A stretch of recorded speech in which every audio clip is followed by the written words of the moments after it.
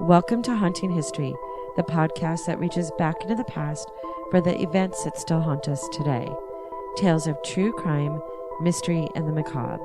And when we're lucky, the stories were history and the people who lived it and the paranormal meet. Now, who doesn't love a good ghost story, right?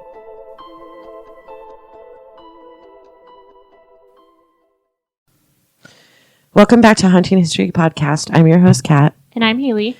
And we're on our third part of Bonnie and Clyde. On the morning of May 23rd, 1934, the posse had convinced Frank Methvin, the father of Henry Methvin, to position his truck on the shoulder of the highway, assuming that Clyde would stop to speak to him on his way to meet up with Henry, or Methvin. At approximately 9:15, a vehicle came speeding along the highway, slowing down as he came along the posse's position. Because what they did is they had Frank park his truck there and pretend to change a tire. And now this man is doing it because he thinks his son is going to be granted clemency for killing those two motorcycle officers. So he's playing a part in catching Bonnie and Clyde. There's two different stories, and I don't know which one's true. One is saying he wasn't like a willing accomplice, that the police parked his truck on the side of the road and tied him to a tree. Clyde would stop and be like, what the hell? Which to me, I don't think Clyde would stop. I think he'd be like, he'll be fine and keep going, because I think he would know it was a trap. The other story is that the dad volunteered to pretend like he was changing a tire, and then that would force Clyde, which makes more sense to me. Yeah. So who knows what story is true. But at 9:15, a vehicle came speeding along the highway, slowing down as he came along the posse's position, who were hidden out of view, but within view of the truck that was on the side of the road. Hammer claims that he called out, telling them to pull over. Witnesses, which I don't know what other witnesses other than the posse, claim that nothing was said and that the posse immediately began shooting. They shot over 120 shots into the moving vehicle, emptying their weapons. One of those shots killed Clyde instantly, causing Bonnie to scream. The vehicle, under no control because Clyde is now dead, rolled into an embankment. Both Bonnie and Clyde, who had survived numerous bullet wounds that we've endlessly talked about over the last couple of years, it was determined later that on this day, any one of those 120 shots was deadly, could have killed them. According to the official report from Parish Coroner J.L. Wade, Barrow's body displayed 17 entrance wounds, and Parker's had 26. I don't know. I guess I'm picturing it wrong. Like, I'm picturing that they're on the driver's side because they would want to take out the driver. But it seems like they were on the passenger side because she had far more bullet wounds. And they fired indiscriminately. They just fired at the vehicle. And they said, one of the accounts said that, like, they couldn't do anything after they stopped shooting because they couldn't hear because of the shots. Many of the shots there were multiple headshot wounds, both of them. And one of them had severed Clyde's spinal column. Undertaker C.F. Bailey, then these names, his nickname was Boots, encountered challenges embalming the bodies due to the multitude of bullet holes. That's how many times they were shot. Bonnie and Clyde had been prepared. They were armed with over a dozen guns when the car finally rolled to a stop and the posse recovered from the sound of all of these shots. They got to the car, and Bonnie and Clyde had dozens of guns. I think there was one or two on Bonnie's lap. There was one leaning against her leg. And they had thousands of rounds of ammunition in the Ford, including 120-round bar magazines, the automatic rifle. The officers, temporarily deafened by the encounter, examined the vehicle and uncovered the arsenal comprising of stolen rifles, sawed-off semi-automatic shotguns, assorted handguns, and thousands of rounds of ammunition. Additionally, 15 sets of license plates from various states were found. Hammer remarked, "I hate to bust a cap on a woman, especially when she's sitting down. However, if it wouldn't have been her, it would have been us." Which is true. If Clyde had any indication that they were there, he wouldn't have been there. And secondly, they would have gone down in a blaze of gunfire. Right. Regardless, whether it was theirs or someone else's. News of the deaths quickly spread when Hammer, Jordan, Oakley, and Hinton drove into town to make phone calls a crowd gathered at the scene. 2 of the posse that were left behind attempted to guard the bodies. However, they struggled to keep control. One woman even took bloody locks of Parker's hair and pieces of her dress to sell as souvenirs. Like, it was so... Okay, first of all, that would never happen today. They would immediately stop people from getting anywhere near it. I don't know that people would do that nowadays. They probably would. So, imagine this, though. The car is, like, in a ditch. Half the posse went into town to make phone calls, obviously, to whoever hired Hammer. And then on top of it, they all probably had agreements with different news outlets to let them know what happened. And when they come back, there's a throng of people reaching into the car.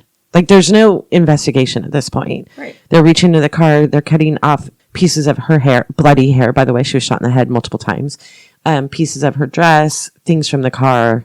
They weren't technically stealing items because, again, that would be stealing, but they're taking pieces of stuff. When Hinton returned, he actually caught a man trying to cut off Barrow's finger, trigger finger. My God. Who wants that anyways? What the hell are you doing? Like, you're going to sell that later? Oh, here's Clyde Barrow's trigger finger? Who? Yeah, like, right? Like, I don't get it. But it did trigger me to, not to use that word again, but it triggered me to look at memorabilia. And his watch, which I think was kind of girly looking, maybe it was the style for the time, sold for $186,000. Again, just in 2019. That was minutes ago. Yeah. And then they also had her poem book had in an auction, had on a bidding war, basically, had reached $25,000. And whoever had put up her poetry book for sale, it pulled it out, so it never actually sold. And there's no I don't have any information on who was selling it. But they also sold, I want to say, a gun. A shotgun sold for $68,000, which was a gun that they had found during the Joplin shootout in Missouri. And then something else sold. His Bolivia watch sold for $186,000, and then the gun sold for almost $70,000. A draft of the police wanted poster sold for just under $5,000. But you know what's super weird? When I was looking for the memorabilia, Temu, of all places, sells their wanted poster. Like, you can hang it on your wall. I mean, it's not authentic. No, but I know, but the Temu. That's weird. That's so bizarre. So most onlookers had started collecting souvenirs such as shell casings, shards of glass from the shattered car windows, bloody fragments of clothing from both of them. Another man had tried to cut off Clyde's ear. Again, body parts. Hinton sought Hammer's assistant in managing this circus-like atmosphere, and people didn't clearly fuck with Hammer. I don't know what was about this man, but he's the one who successfully dispersed people. And this always gets me too. The posse towed the Ford with their bodies inside of it. Like, it was just put on a tow truck with the bodies inside of it. Can you imagine that happening today? No, but I mean, there'd be it's much more efficient. There would be a 3-day investigation. The roads would be closed. Right. Do you know what I'm saying? Like, it's so crazy. And they towed it to the Conger. They towed the car to the Conger furniture store and funeral parlor. So you shopped for your couch and your casket in the same place back in those days. Which, by the way, for those of you wondering why a furniture store, in those days, the first undertakers were woodworkers that made cabinets. It all makes sense. You're nodding at me because it makes sense. They were making cabinets and furniture, so their side gig was probably making coffins. Right. They had the skills. In fact, for many of the early undertakers, building caskets was just an extension of their business, and undertaking was their secondary business. So they didn't just build the coffins, they did the undertaking too. Preliminary embalming was conducted in a small preparation room in the back of the furniture store. The population of Northwest Louisiana town reportedly surged from 2,000 to 12,000 within a few hours. They had 10,000 people jump into their little town. Crowds were arriving by train, horseback, buggy, and plane. The price of beer rose from 15 cents to 25 cents a bottle, and they didn't have enough food. Food was selling out everywhere. Henry Barrow, Clyde's dad, is the one who identified his son's body. He sat weeping in a rocking chair in the furniture section. There's actual photographs of it. There isn't a lot written about Clyde's dad. There's a lot written about the mom. And I think because the mom went to great lengths to care for her sons, even when they were committing crimes and killing people, even with Buck, when Buck was shot in that field, she drove many, many miles to be by his bedside and was there when he passed. And with Clyde, she risked her life many, many times to meet them and give them food or money or whatever it was. So Kumi Barrow, there's a lot written about her. There isn't as much written about the dad. And for whatever reason, that one sentence that he was the one who identified his son's body and sat weeping in the rocking chair, for some reason, like, I feel like he just had no control. Do you know what I mean? Like, he doesn't have a criminal record. The crimes didn't come from him. Right. But how much responsibility did he maybe feel because he didn't provide for his family either? Although he tried. He built a house, he built a filling station, all that stuff. H.D. Darby, was an undertaker from the funeral parlor, and Sophie Stone, a home demonstration agent, were the two that had been kidnapped. And they both came to Arcadia to identify the bodies. They were the hostages ones that they joked about the embalming with. Darby ended up assisting in the embalming process of Bonnie and Clyde. Family members were notified of their death, and the Barrow families were the ones who made the arrangements for both bodies to be brought back to Dallas by ambulance. Clyde's body was accompanied by his dad and his brother. He had a younger brother. His body was sent to Sparkman Holt's Brand Funeral Home, and Bonnie's body was sent to McCamey Campbell, arriving on May 24th, 1934. So literally within the next day, and that would just never happen. There would be all kinds of things going on. After preparation, their bodies were made available for public viewing. They both had so many gunshots. Yeah, I can't even imagine. The thing is, people wrote that they looked good. Like, I don't know how they did it, but apparently 10,000 people viewed Clyde's body and 20,000 people viewed Bonnie's. And I'm curious why people were more interested in her. Maybe because they looked at him as the murderer and her as, the one who loved her man. I don't know. It's weird. I found a letter written by one of the employees of McCamey Campbell who prepared Bonnie's body. And it's kind of gross, but I really want to read it for you. And I'm reading it for you firstly because it tells of the damage that was done to her. But it talks about what the newspapers reported as opposed to what really happened. I'm warning it's graphic. So if you're into this stuff, you're going to want to hit forward. And I don't know if I'm just morbid that I want to read it out loud, but it kind of just gives an idea of, like, we know now that the newspapers and stuff don't tell the truth. Like, they get details wrong and they still put it out. This is kind of written the same way. Like, it explains what the newspapers wrote and what they didn't. And I mean, really, what went into preparing them after the ambush they went through. It's written, what's really weird, there's an actual copy of the letter online. Like, you can read the actual writing. Someone translated it so you could actually read it. And it's on Adolphus Hotel stationery. And across the top of it, it says on both sides, tear this up. Like, once you read, tear this up. They didn't want this letter to survive. So who was the letter going to? I forget who they sent it to. It's not anybody with a family or anything. And it just says a funeral home employee. It doesn't say who it was written by, which is weird, but he had a part in the embalming. And I think what it is you're just sending it to a family member. It says, here's a first-hand account of Bonnie and Clyde as we had Bonnie. She was about the size of Rose Grace, clearly someone to them, weighing 100 pounds. 1,000 pounds of dynamite, though. She was very pretty, of course. Her skin was somewhat tan. Her nails were beautiful, likewise her toenails. Her toes looked like fingers. The cuticles were pushed back. The nails filed to a point, which I didn't know that. You know how people have the pointy nails now? That was a thing back in 1930. It's just repeating itself. And a deep coral shade of polish was on them. The most beautiful toes I'd ever saw.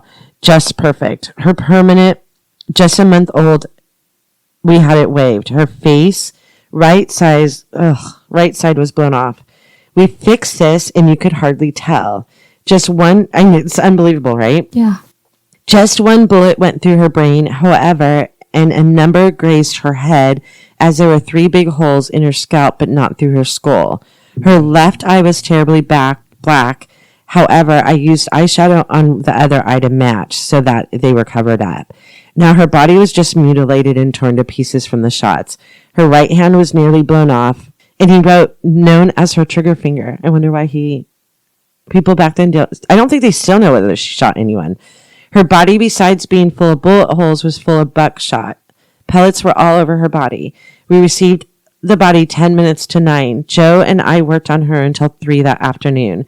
At that time, we'd say that there were about 25,000 people lined up outside. It took 2 hours to pick the dirt, rocks, etc. from her hair, then to wash it and have it waved. A tattoo on her right leg has 2 hearts, one read Ray, the other Bonnie. Ray, as you know, was her husband, Ray Thornton, now in Penn. All fluid the undertaker in Arcadia, Louisiana used leaked out as she was torn up, so she was a mass of blood, caked and dried. Several hours in bathing her. Had to scrape some of it off and use gold dust to remove most of it. Her skin slip that might account for it. I'm sorry. This is really gross. I'm preparing you. Began to smell the next morning, turning dark and smelling worse. The last day was so rotten, so to speak, the odor was awful. Her mother, though, sat in the room alone with her head over the casket. How she could do it, Lord knows. The other children couldn't. Mother fainted 2:30 that night, and I asked if she wouldn't like to go home, and she went. By then, the entire place smelt. We had to keep her so her sister Billy, that was in jail in Fort Worth, could get out and come to the funeral. She was buried in an all-steel metal casket. Paper said $1,000, but that's wrong. It was maybe only $600 or less. Paper said $1,000 in vault. That was wrong too. She was buried in an ice blue negligee. Is that spelled right? They wrote. She was dressed in expensive clothes when killed. About 40,000 people came to view her. Paper said $1,500 in damages done to the funeral home. Wrong, the extent of $2.50. They did not tear up windows as stated in the papers. The women next door, though, did turn the hose on them to keep her flowers from being walked on. We had 38 officers stationed in 3 shifts all over the house in front and backyard to keep the crowd under control, and all of us as well. 4 operators on the phone. They rang every 2 minutes for 2 days and nights. More people came to see Bonnie than Clyde. Our new porch furniture was damaged, and we had a rubber mat about a half-inch thickness all over the funeral home. Officers stationed to keep people on it so as not to wear the rug out. I'm a big movie star. My picture was shown in movies. The paper stretched their stories. She was not to become a mother as stated. She was just diseased slightly, though, as stated. So the newspapers had that she was pregnant and that she had diseases throughout her body. He's saying that she didn't. She's slightly, though, but that she was not pregnant. Now you have it firsthand as I worked on her. Joe in my work praised very high in every other line in the papers, and if I do say so, it was good, and she looked swell. No trace of disfiguring showing. The crowd did not steal anything to take home. All paper talk. Example, crowd lined up at Fair Park. Now judge how it looked. They brought their lunch. The papers are such fools, is how he ended the letter. I know it's gross, but I can't help it, because it's like, to me, that's the memorabilia, is people who were there that day. Mm-hmm. Although, again, why do people want it, right? Bonnie's mother declined a double funeral and the option of burying them together, which most believe was their choice, was what they wanted. They wanted to be buried together, and her mom said absolutely not. Both Clyde's brother, Elsie, and Bonnie's sister, Billy, who were in jail at the time, were released to attend the funerals. Clyde's funeral was held. They didn't even have a joint funeral. They had 2 separate funerals. Both funerals were private, meaning like the public wasn't invited. The public was invited to view their open caskets, but they were not invited to the funeral. The funeral was a private event. 25, Clyde was only 25, was held on Friday, and 24-year-old Bonnie's was on Saturday. The only member of the Parker family to attend Clyde's funeral was Bonnie's mom, Emma, but the entire Burrow family came to Bonnie's, which I don't understand. I mean, Emma, here's the thing though, Bonnie didn't have a lot of family. She had a brother or sister and her mom. And Clyde had multiple siblings. I mean, Buck had been the only one that had passed away, and his mom and dad. So his whole family went to Bonnie's funeral. Only her mom went to Clyde's. Clyde is buried beside his brother Buck. The pallbearers for Bonnie included Clyde's brother, Elsie Barrow. It was remarked that flyers came all over the country, and this is where I think the papers are bullshit. They reported that one of the arrangements came from Pretty Boy Floyd and John Dillinger, which were major gangsters of the era. They said that the largest spray of flowers was paid for by newspaper boys in recognition of all the papers that were sold on account of Bonnie and Clyde. Kind of don't believe it. Clyde's marker, by his choice, says gone but not forgotten. And, he's right. What happened to the other gang members, right? So they're gone. Blanche Barrow, often called the reluctant gang member, in her book called My Life with Bonnie and Clyde, she said, "We laughed about a lot of things we should have taken more seriously. But no matter how serious or dangerous the situation was, we always found something to laugh about later on. It always seemed better to laugh than to cry. We had to laugh to keep from crying." She was convinced by her husband to join the gang, Buck telling her that he thought he could convince Clyde to go straight. Blanche, who later testified that she accompanied the gang solely to be with her husband, apparently gave the authorities no useful information. She never ratted anyone out. It was only in 1935 that she and other family members of Bonnie and Clyde were tried for harboring. They all, I think 19 members were sent to be tried for helping Bonnie and Clyde throughout the 4 years. She had been sent to Platte County, Missouri, where she was charged with attempting to murder Sheriff Holt Coffey during the Platte shootout. Despite the fact that she was wounded by the posse, Blanche found Coffey remarkably sympathetic, and she actually stayed close to him and his wife after her release of prison. Police continued to always monitor her, and she died at the age of 77 from lung cancer on Christmas Eve in 1988. She stayed very close to, and I think sometimes lived with Bonnie's sister, which is weird because Blanche does not have a very high opinion of Bonnie, but she stayed close to Bonnie's family, and she was married to Clyde Barrow. So the families were intertwined for the rest of their lives in some way, shape, or form. W.D. Jones, the youngest member of the gang, claimed to be relieved that Bonnie and Clyde had been killed, and he claimed innocent in a lot of the murders. Some believe at the urging of Clyde, saying Clyde told him if he ever got caught to put the blame on him. He ended up taking a bargain and only admitting to the killing of a sheriff in Dallas. He told Playboy magazine in 1968, which is weird.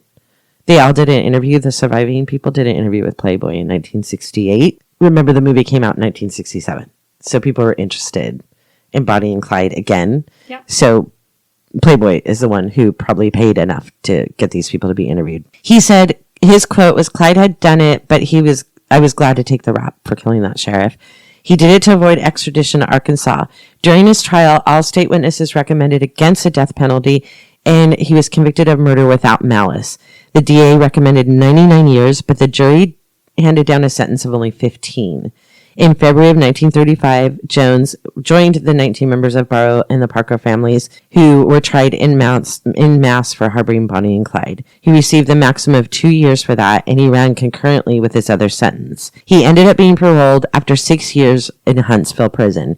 He tried to join the army in World War II, but was turned down because x-rays showed buckshot and bullet in his chest. He lived the rest of his life in Houston. Living next door to his mom, he ended up being addicted to pain pills. Obviously, he was filled with bullets all over his body. In 1967, when the movie came out, reporters took him to see the movie. He said to some boys sitting near them in the theater that the movie made it seem like sort of glamorous, but take it from an old man who was there, it was hell. He spent some of his time speaking out about a life of crime and later filed a petition against Warner Brothers, saying he was maligned in the movie for making it appear that he betrayed Bonnie and Clyde. He's quoted as saying, "I never lived it down. I've tried, but I guess I never will." On August 20th, 1974, he went with an acquaintance to a friend's home, hoping to find a place for her to sleep for the night. The friend went and let her in, and a fight broke out, and at 11:55 a.m., the friend shot Jones 3 times, killing him. So he didn't do so well with the rest of his life. But in the movie, I think they combined, I can't remember. I've never seen the movie, but I think they combined J.D. Jones with another person. It's like they made it one character in that movie. And he apparently in the movie, they made it look like he routed out Bonnie and Clyde, but he only followed Clyde's direction on not taking the rap for one of the killings. So he didn't like that, even though, he knew that Bonnie and Clyde did the things that they did. He didn't like having the reputation of being the one who ratted them out, because technically he doesn't feel he did. Raymond Hamilton, another one of the gang members, he had met Clyde growing up in the same neighborhood and later joined the gang. He had been involved in the killing of the deputy at the dance. This is one of the first guys. It was his first murder of a law enforcement officer by the gang. Ray was part of the group that got out during the prison break at the farm. He didn't always get along with the other gang members, and I touched on this, mostly because of his girlfriend. She had suggested that the reason why they fought was because she had told Bonnie to put something in Clyde's drink to knock him out, and they would take all his money and leave.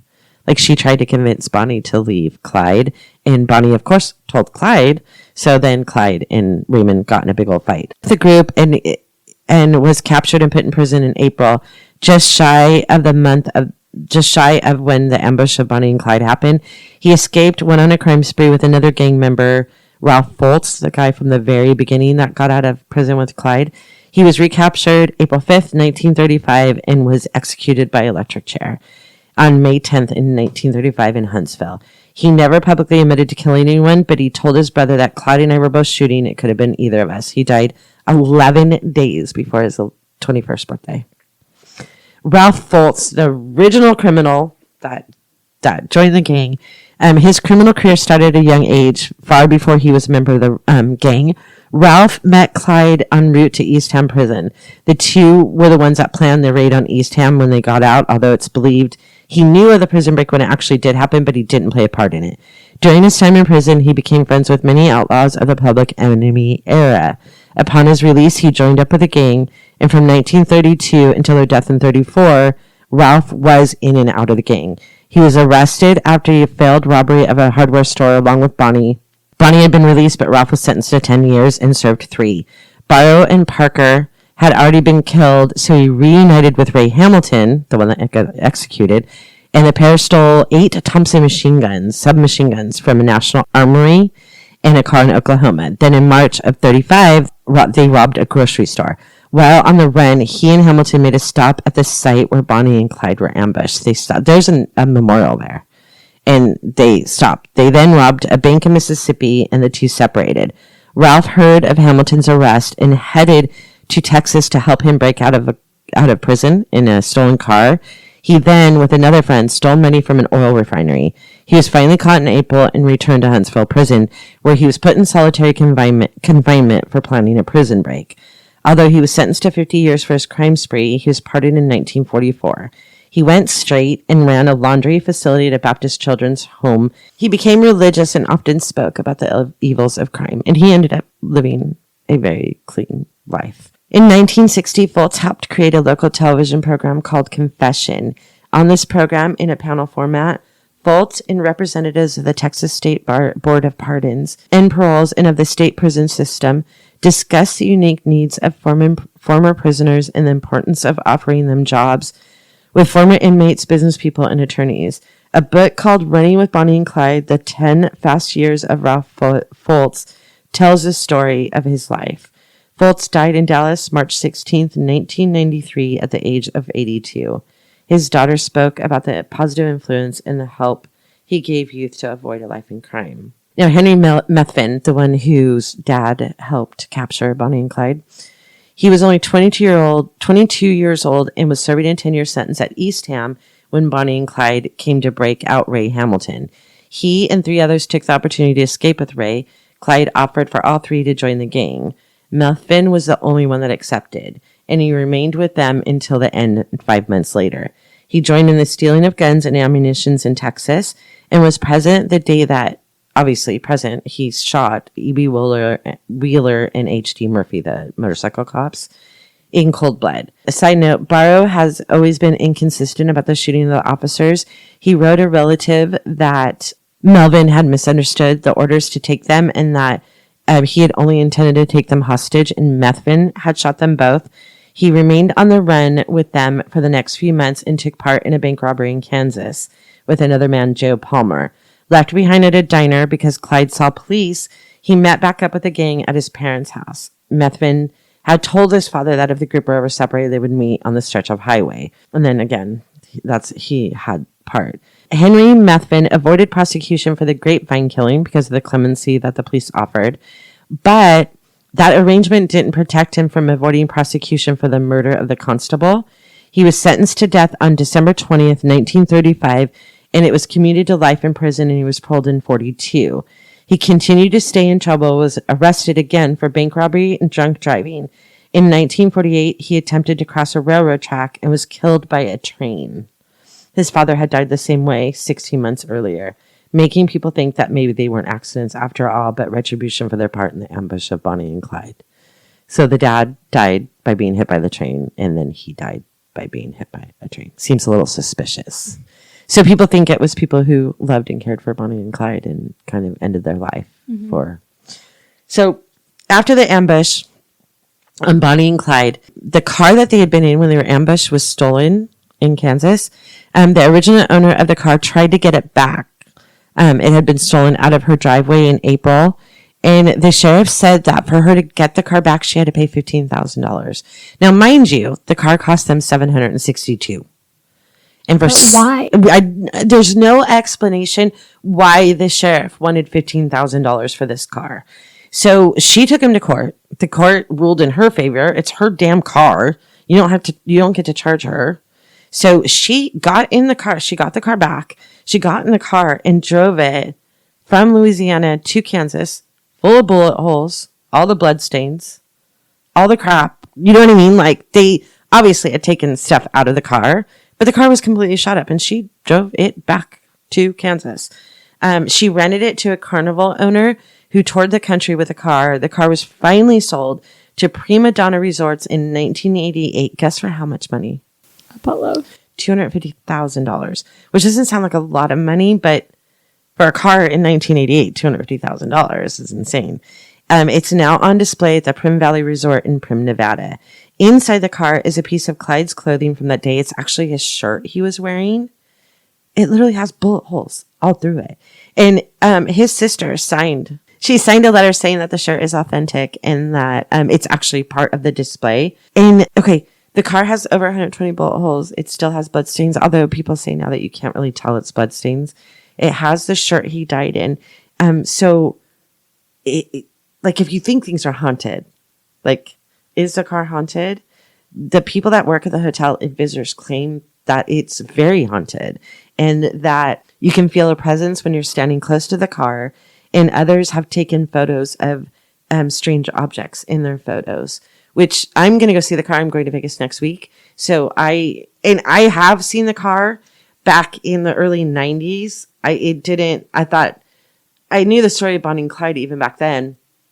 And I saw it and I was like, oh, that's kind of a trip. That's cool. I want to see that. And I know I saw it and I looked at it. Now it has a much deeper meaning after having done this whole story. So when I go to Vegas, I have to go to Vegas for a whole week for work. And on my way back, I'm going to stop and check out the car just to see. Yeah, I just want to see it. I know, I'm pretty sure it's in glass. But it's interesting to say that people say it's haunted. Hammer, the Texas Ranger who basically orchestrated the ambush on Bonnie and Clyde, was given first choice of things that were in the car. In lieu of getting a cash reward, he took some guns and the fishing tackle box from the car because they lived by fishing. I mean, a lot of times they had to get food on their own. They fished. He ended up taking the tackle box. Guess where the tackle box is now? Where? Zach Bagans' Haunted Museum in Las Vegas. Like, it's weird to me about that. I mean, technically the car is not in Las Vegas. It's right outside of Las Vegas in Prim. But the tackle box is also, they had no they were not connected. I don't know that they'd ever been to Nevada. Right. But it's weird that their death car and one of the items from the car both ended up in the same state. I think that's just kind of bizarre, don't you know? Yeah. The legends of Bonnie and Clyde and the Brio Gang live on and will never be known for taking large sums of money. Rather, they will go down in history for their indiscriminate taking of lives, and most say met the end that they deserved. An excerpt of Bonnie's most famous poem, The Trail End, reads, "You've read the story of Jesse James, of how he lived and died. If you're still in need of something to read, here's the story of Bonnie and Clyde. Now, Bonnie and Clyde are the Barrow Gang. I'm sure you all have read how they rob and steal, and those who squeal are usually found dying or dead. They call them cold-blooded killers. They say they are heartless and mean, but I say this with pride that I once knew Clyde when he was honest, upright, and clean. But the law fooled around and kept taking him down and locking him up in a cell, till he said to me, I'll never be free, so I'll meet a few of them in hell. They don't think they're too smart or desperate.